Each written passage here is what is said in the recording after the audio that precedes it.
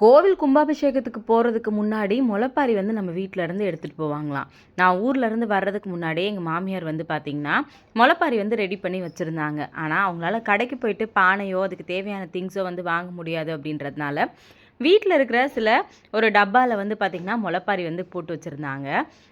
அவங்க போடும்போதே இது வந்து தேவி வந்துச்சு அப்படின்னா, இது எப்படியாவது ரெடி பண்ணி பார்க்குறதுக்கு இன்னும் அழகா மாத்திரும். அதனால நான் இருக்கிற டப்பால போட்டு வைக்கிறேன்னு சொல்லிட்டு தான் முளைப்பாரி வந்து போட்டு வச்சிருக்காங்க.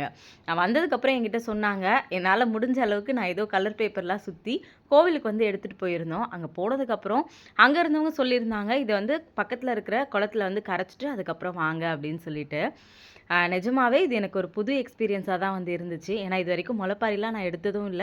இந்த மாரி குளத்துல கொண்டு போய் கரைச்சதும் வந்து கிடையாது. நிஜமாவே இந்த வீடியோ பார்க்கும்போது எனக்கு அவ்வளோ வந்து ஹேப்பியா இருக்கு. ஒரு வழியா முளைப்பாரிய கொண்டு போய் குளத்துல கரைச்சுட்டு, அப்படியே சாமியும் கும்பிட்டுட்டு நல்லபடியா வீட்டுக்கு வந்து வந்தாச்சு.